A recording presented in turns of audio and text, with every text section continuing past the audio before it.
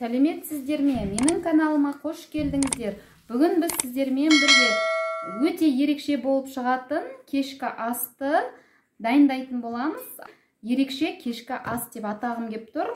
Ол үшін ең алдымен кішкене бір 300 грамм ұнымызға қамыр ашытып алатын боламыз. Қамырымызға қажетті заттарымыз бір 300 грамм ұн, 1-2 жас қасық сұйық май, жылы суымыз және тұз бен ашытқы. Осы өнімдерімізден қамыр илеп алайық. Ең алдымен ұнға мен ашытқы мен тұзды салдым. Содан кейін сұйық майымды құйып, осы немізге, қоспамызға жылы суды құя отырып, жұмсақ қамыр ашытамыз, кішкентай ғана, көп емес.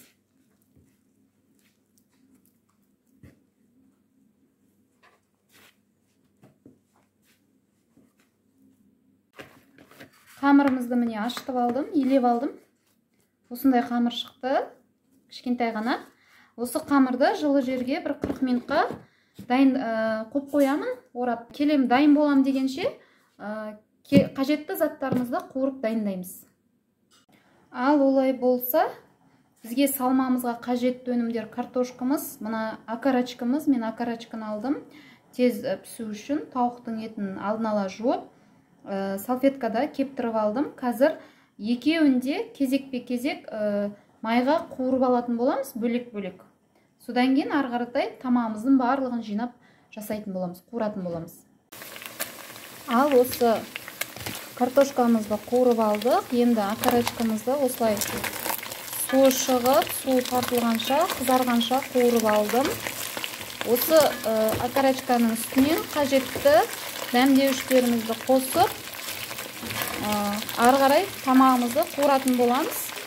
Олай болса, ең алдымен тауыққа арналған приправа қосамын.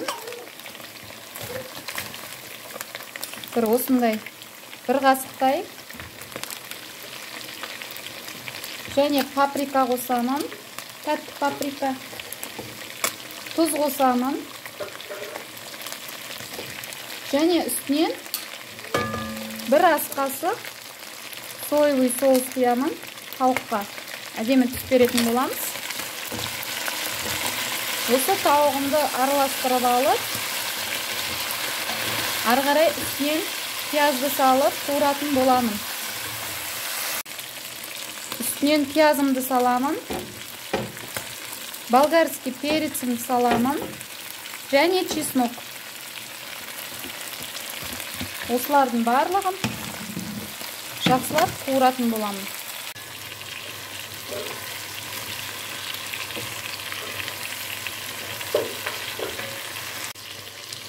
Міне осылай қуырылып жатыр. Үстінен осылай қуырып алдық. Картоплымызды бөлек. Осы картоплымызды саламыз да бір 10-15 минутқа үстінен су құйып 10-15 минутқа пісіріп аламыз.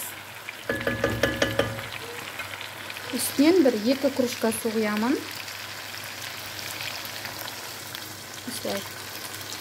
Жаңағы қуырдағымыз пісем дегенше жаңағы ашытып қойған қамырымызбен жұмыс жасайық.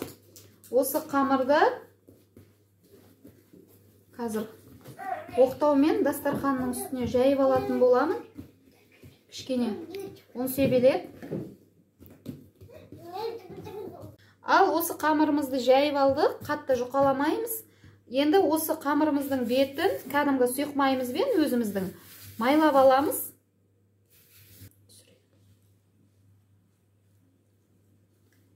Қамырымыздың бетіне қалауларыңызша укроп болсын, петрушка, көк пияз, жүсай, осылай турап алып, жағып шығамыз. Осы қамырымызды рулетик сияқты, орама сияқты, ораманы орағандай өстіп орап шығамыз. Бұл өте ерекше тағам болып шығады. Енді жасап көріңіздер. Бір тамақты жасай бергеннен кейде жалығып кетеміз. Сондай кезде өте күшті болып шығады. Тауықтың етімен қуырдақ, бетінде қамырымен болады. Міне осылай. Енді осы қамырымызды осындай бөліктерге кішкентай бөліп шығамыз. Ал енді осы қайнап жатқан қуырдағымыздың үстіне жаңағы дайындап алған қамырларымызды орналастырып шығамыз. Бір 15-20 минутта пісіріп алатын боламыз. Ал олай болса, ерекше кешкі асымыз дайын болды. Ерекше тағам. Жасап көріңіздер. Дәл осы рецепт бойынша қамырымыз жеке дара болып шыққан.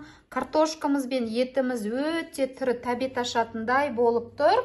Менің видеом сіздерге ұнады деген ойдамын. Олай болса, менің каналыма тіркеліп, лайк басып, комментарий жаза кетіңіздер. Қазақша рецепттердің, қазақша каналдың дамуына үлес қоса кетіңіздер. Келесі рецепттерде кездескенше сау болыңыздар.